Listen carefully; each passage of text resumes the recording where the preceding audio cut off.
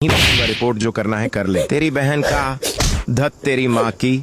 सुबह का समय था। सड़क के किनारे अब्दुल रहीम अपनी छोटी सी मटन की दुकान लगाए खड़े थे। उनकी दो बेटियां थीं, आयशा और जोया। दोनों देश की सेवा में लगी हुई थीं। आयशा इंडियन आर्मी में ऑफिसर थी और जोया जिले की डिस्ट्रिक्ट मैजिस्ट्रेट डीएम थी। लेकिन दोनों को जरा भी अंदाजा नहीं था कि उनके अब्बा किस हाल में जिंदगी काट रहे हैं। अब्दुल रहीम चुपचाप मटन काट रहे थे। तभी अचानक पुलिस की जीप आकर ठीक उनके सामने रुकी। जीप से उतरा इंस्पेक्टर राकेश शर्मा, चेहरे पर घमंड, आंखों में अकड़। इंस्पेक्टर चिल्लाया, अबे ओए, किसने कहा तुझे यहाँ दुकान लगाने को? अंधा है क्या?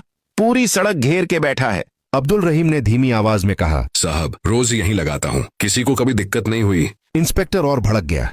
बकवास मत कर, ये तेरे बाप की सड़क है क्या? साला पूरा बाजार गंदा कर रखा है। इतना कहकर मटन के तख्ते पर जोरदार लात मार दी। मटन सड़क पर बिखर गया। खून और गोश्त चारों तरफ फैल गया। लोग रुक गए, भीड़ जमा हो गई, लेकिन बोलने वाला कोई नहीं था। इंस्पेक्टर और जोर से चिल्लाया, साले दिमाग नहीं है क्या? यहीं ट्रैफिक जाम कर देगा। सब उठा और दफा हो जाए यहाँ से, वरना अंदर कर दूंगा। अब्दुल रहीम चुप रहे। आंखों में आंसू आ गए, लेकिन जुबान बंद रखी। वह झुककर जमीन से मटन उठाने लगे। भीड़ में एक लड़का खड़ा था, सोशल मीडिया पर मशहूर होने का शौकीन। उसने झट से मोबाइल निकाला और बोला, रिकॉर्ड करो, देखो कैसे पुलिस वाला गरीब को पेल रहा है। इंस्पेक्टर ने देखा पर कुछ नहीं बोला, जैसे उसे कोई फर्क ही न पड़ता हो। कुछ लोग हंसने लगे। कोई बोला, छोड़ भाई, पुलिस से कौन भिड़े। अब्दुल रहीम के मन में बस एक ही बात चल रही थी, या अल्लाह, अगर मेरी बेटियों को ये बात पता चल गई तो तूफान आ जाएगा। काश यह बात उन तक कभी न पहुंचे। वह मटन समेटकर चुपचाप दुकान बंद कर घर की ओर चल पड़े। उस लड़के ने घर जाकर वीडियो सोशल मीडिया पर डाल दिया। कैप्शन लिखा,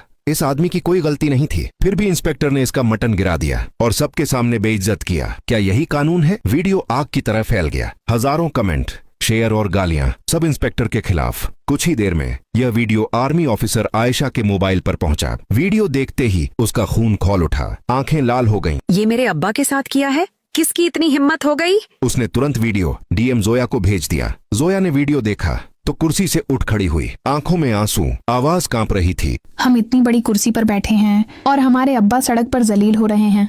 अगर आज अम्मी होती ना तो ये दिन देखना ही ना पड़ता। गुस्से में बोली, मैं उस इंस्पेक्टर को छोड़ूंगी नहीं। बहुत हो गया सिस्टम का घमंड। आयशा ने तुरंत फोन किया, जोया तू वहीं रह, मैं घर जा रही हूँ। जोया भड़क गई, नहीं दीदी, मैं भी चलूंगी। अब्बा के साथ जो हुआ मैं सहन नहीं कर सकती। आयशा ने सख्ती से कहा, तू डीएम है, भावनाओं में आकर गलती कर बैठेगी, मैं सब संभाल लूंगी। काफी बहस के बाद जोया मान गई। ठीक है, पर अब्बा को अकेला मत छोड़ना। आयशा ने वर्दी उतारी, सादा सलवार सूट पहना, सिर पर दुपट्टा लिया। अब वह एकदम गांव की सीधी सादी लड़की लग रही थी। बस से सफर करके कुछ ही घंटों में घर पहुंच गई। उसने दरवाजा खटखटाया। अंदर से आवाज आई, कौन है? अब्बा, मैं हूँ आयशा। आवाज सुनते ही अब्दुल रहीम के हाथ कांप गए, दिल जोर जोर से धड़कने लगा। दरवाजा खुलते ही बाप बेटी एक दूसरे से लिपट गए, जैसे बरसों का दर्द एक पल में बाहर आ गया हो। अब्दुल रहीम ने पूछा, जोया नहीं आई? आयशा बोली, नहीं अब्बा, मैंने मना कर दिया, आप पहले बैठिए। रसोई में जाकर देखा तो अब्बा चुपचाप रोटियां बना रहे थे। आयशा की आवाज भर आई, अब्बा, अब आप ये सब नहीं करोगे, अब आप हमारे साथ रहोगे। अब्दुल रहीम ने कुछ नहीं कहा, बस बेटी के सिर पर प्यार से हाथ रख दिया। और शहर के किसी कोने में इंस्पेक्टर राकेश शर्मा को अब तक यह अंदाजा भी नहीं था कि जिसे उसने सड़क का कीड़ा समझा था, वह देश की सबसे ताकतवर बेटियों का बाप है। अब्बा, बाजार में जो हुआ, आपने मुझे यह बात क्यों नहीं बताई? अब्दुल रहीम ने नजरें झुका लीं, धीमी और डरी हुई आवाज में बोले, बेटा छोड़ो ना, पुलिस वाले हैं, दो चार बातें कह दी तो क्या हो गया? आयशा का गुस्सा फूट पड़ा। फर्क पड़ता है अब्बा, बहुत बड़ा फर्क पड़ता है। उसने कानून के खिलाफ काम किया है और मैं उस इंस्पेक्टर को सस्पेंड करवा कर ही मानूंगी। उसे समझ आना चाहिए कि कानून क्या होता है।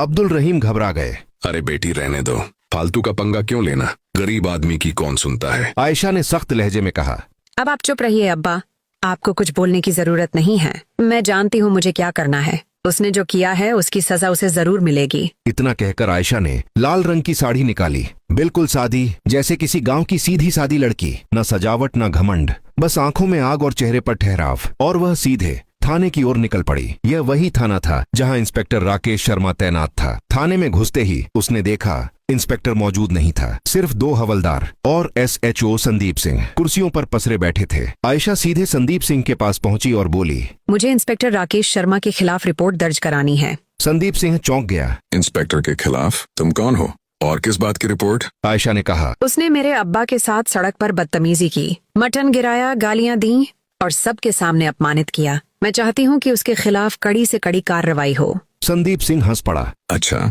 तो तुम उस बूढ़े कसाई की बेटी हो? सुन लो लड़की, हम अपने इंस्पेक्टर के खिलाफ रिपोर्ट नहीं लिखते।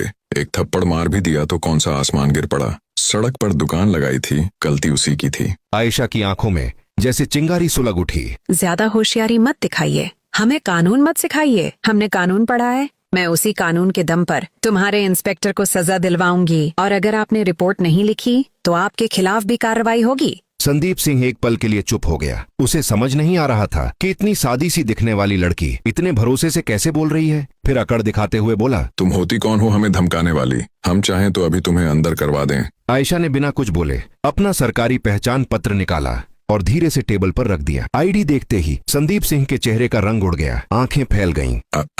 आप तो आर्मी ऑफिसर हैं? घबराकर बोला। सॉरी मैडम, गलती हो गई। बताइए क्या प्रक्रिया अपनानी है? आयशा ने कहा। इस थाने की हालत बहुत खराब है। यहाँ कानून सिर्फ वर्दी वालों के लिए चलता है, आम आदमी के लिए नहीं। और सॉरी बोल देने से मामला खत्म नहीं होता। अब यह शिकायत सीधे ऊपर तक जाएगी, तुम्हारे खिलाफ भी और तुम्हारे इंस्पेक्टर के खिलाफ भी। उसी वक्त थाने का दरवाजा खुला। इंस्पेक्टर राकेश शर्मा अंदर दाखिल हुआ। आयशा को देखकर हल्की मुस्कान के साथ बोला, अरे तुम, क्या बात है, यहाँ क्या काम है?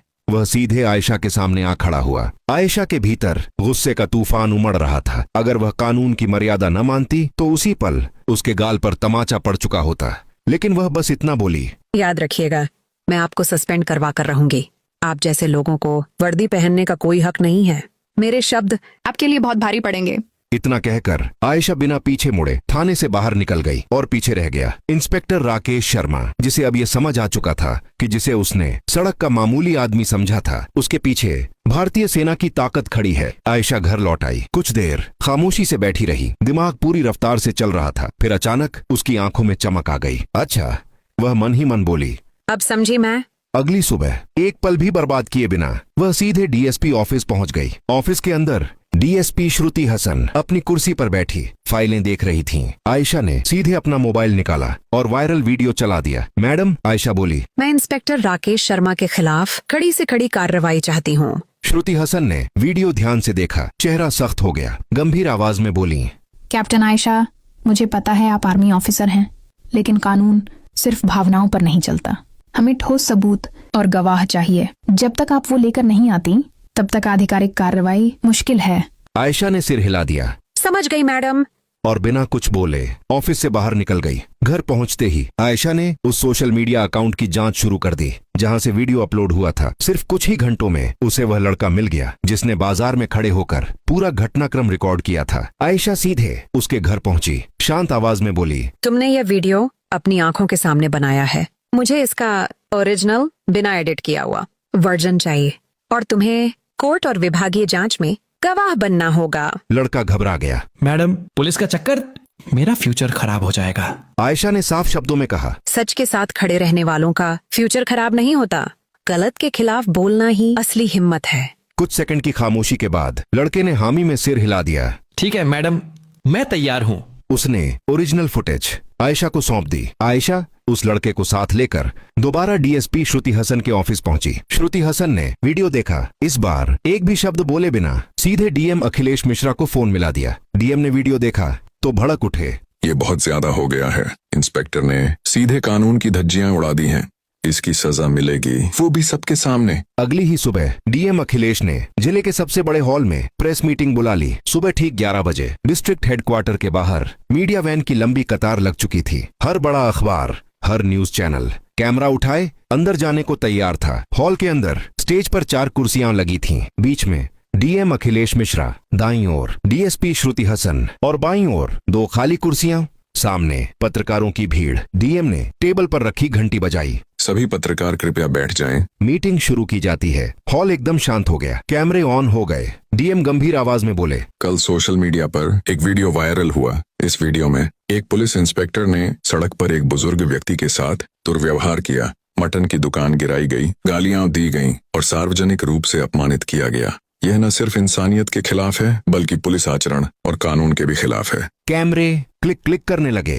डीएम ने आगे कहा, पीड़ित पक्ष के पास पुख्ता सबूत मौजूद हैं। बिना एडिट का वीडियो है। एक प्रत्यक्षदर्शी गवाह भी मौजूद है जो बयान देने को तैयार है। इतना सुनते ही आयशा स्टेज पर आई, मीडिया की ओर देखते हुए बोली, मेरा नाम कैप्टन आयशा रहीम है।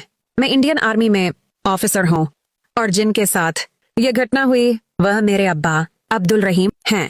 पूरा हॉल सन्न रह गया। पत्रकार एक दूसरे को देखने लगे। अब मामला सिर्फ स्थानीय नहीं रहा था। आयशा ने बिना रुके कहा, चाहे आम आदमी हो या वर्दी में अफसर, कानून सबके लिए बराबर है। किसी को सड़क पर जलील करना एक अपराध है। रिपोर्टरों ने तुरंत सवाल दाग दिए। मैडम, क्या सिर्फ इंस्पेक्टर पर कार्रवाई होगी? आयशा ने सीधा जवाब दिया, नहीं, इस घटना में SHO संदीप सिंह भी उतने ही दोषी हैं। उन्होंने शिकायत लेने से इनकार किया, पीड़ित का मजाक उड़ाया और कानून का अपमान किया। डीएसपी श्रुति हसन ने माइक संभाला। विभागीय जांच शुरू हो चुकी है। मामले की गंभीरता और सबूतों को देखते हुए मैं सिफारिश करती हूँ कि दोनों अफसरों को तुरंत सस्पेंड किया जाए ताकि जांच निष्पक्ष हो सके। डीएम अखिलेश ने सिर हिलाया और आधिकारिक आदेश पढ़ा। तत्काल प्रभाव से इंस्पेक्टर राकेश शर्मा और SHO संदीप सिंह को सस्पेंड किया जाता है। इस आदेश की प्रति पुलिस मुख्यालय और राज्य गृह मंत्रालय को भेजी जाएगी। हॉल में फुसफुसाहट फैल गई और कहीं किसी कोने में राकेश शर्मा को यह एहसास हो चुका था, गलत आदमी से पंगा ले लिया। इतनी तेज कार्रवाई, ये तो एक मिसाल बन गई। प्रेस कॉन्फ्रेंस खत्म होते ही जिलाधिकारी अखिलेश मिश्रा ने एक पल भी जाया नहीं किया। उन्होंने तुरंत जिला प्रशासन के विधि सलाहकार को बुलवा लिया। कड़े और स्पष्ट लहजे में बोले, मैं चाहता हूं कि पूरी प्रक्रिया 100% कानूनी दायरे में हो। कहीं कोई कमी न रहे, कोई भी कानूनी छेद न बचे। तुरंत नोटिस का मसौदा तैयार कीजिए और सस्पेंड आदेश जारी करिए। विधि सलाहकार ने फाइल खोलते हुए कहा, सर, सबसे पहले हमें चार्जशीट तैयार करनी होगी। इसमें भारतीय दंड संहिता की संबंधित धाराएं और पुलिस अधिनियम के तहत की गई गंभीर लापरवाहियां दर्ज होंगी। इसके बाद विभागीय जांच समिति गठित की जाएगी। फिर एक क्षण रुककर बोले, लेकिन सर, निलंबन आदेश तुरंत लागू किया जा सकता है ताकि आरोपी जांच को प्रभावित न कर सके। जिलाधिकारी ने बिना देर किए सिर हिलाया। ठीक ही, अभी इसी वक्त काम शुरू हो जाना चाहिए। और महज 2 घंटे के भीतर इंस्पेक्टर राकेश शर्मा और SHO संदीप सिंह का निलंबन आदेश तैयार हो गया। उधर गांव में यह खबर आग की तरह फैल गई। बाजार में लोग एक दूसरे से कहते फिर रहे थे, सुना क्या, अब्दुल रहीम के साथ जो हुआ था, अब उसका इंसाफ होने वाला है। कहते हैं उसकी बेटी आर्मी अफसर है, उसी ने पूरा सिस्टम हिला दिया। अब्दुल रहीम के घर के बाहर लोगों की भीड़ जमा हो गई। कोई हौसला बढ़ाने आया तो कोई बस तमाशा देखने। अब्दुल रहीम बार बार बस यही कहते रहे, मुझे बदला नहीं चाहिए था, मुझे तो बस इज्जत चाहिए थी। फिर भरी आंखों से बोले, लेकिन मेरी बेटियां आग हैं, वो अन्याय सहना जानती ही नहीं। जब निलंबन आदेश थाने पहुंचा तो पूरे स्टाफ में हड़कंप मच गया। एक सिपाही ने धीरे से कहा, भाई, लड़की ने सच में कर दिखाया। हमने तो कभी सोचा भी नहीं था कि बात डीएम तक पहुंच जाएगी। इंस्पेक्टर राकेश शर्मा और SHO संदीप सिंह दोनों को बुलाया गया। सरकारी लहजे में आदेश पढ़कर सुनाया गया, आप दोनों को तत्काल प्रभाव से निलंबित किया जाता है। जांच पूरी होने तक आप किसी भी सरकारी पद, अधिकार या शक्ति का प्रयोग नहीं करेंगे। राकेश शर्मा गुस्से से तमतमा उठा। उसने कागज जमीन पर पटक दिया, लेकिन संदीप सिंह के चेहरे पर साफ साफ डर लिखा था। कांपती आवाज में बोला, मैं कह रहा था ना, उस लड़की से पंगा मत लो, उसने तो हमारी जिंदगी तबाह कर दी। शाम होते होते टीवी चैनलों पर ब्रेकिंग न्यूज चलने लगी। इंस्पेक्टर और SHO निलंबित। आर्मी अफसर बेटी ने पिता को दिलाया इंसाफ। वायरल वीडियो बना सिस्टम के खिलाफ हथियार। पुलिस अफसरों पर गिरी गाज। आयशा के फोन पर लगातार कॉल आने लगे, कहीं से बधाइयां, कहीं से मीडिया इंटरव्यू की मांग। लेकिन आयशा हर जगह बस एक ही बात कहती रही, ये सिर्फ मेरे पिता का मामला नहीं था, ये उन सभी लोगों के लिए था जो चुपचाप अन्याय सह लेते हैं क्योंकि उनकी आवाज सुनने वाला कोई नहीं होता। एक सप्ताह बाद विभागीय जांच की रिपोर्ट आ गई। सबूतों और गवाहों के आधार पर दोनों अफसर दोषी पाए गए। रिपोर्ट में स्पष्ट लिखा था, इंस्पेक्टर राकेश शर्मा ने अपने पद का दुरुपयोग किया, अनुशासन भंग किया और जनता के साथ अमर्यादित व्यवहार किया। SHO संदीप सिंह ने शिकायत दर्ज करने से इनकार किया और अपने कर्तव्य की अवहेलना की। कुछ ही घंटों में राज्य पुलिस मुख्यालय से अंतिम आदेश आ गया। दोनों अफसरों को सेवा से बर्खास्त किया जाता है, साथ ही उनके खिलाफ आपराधिक मुकदमा दर्ज किया जाएगा। जब यह खबर अब्दुल रहीम के घर पहुंची तो आयशा ने सिर्फ इतना कहा, अब्बा, ये जीत सिर्फ हमारी नहीं है, ये हर उस इंसान की जीत है जो अन्याय के खिलाफ खड़ा होने की हिम्मत करता है। अब्दुल रहीम ने आंसुओं के साथ मुस्कुराते हुए बेटी को गले लगा लिया। तुमने सिर्फ मेरा नहीं, पूरे गांव का सिर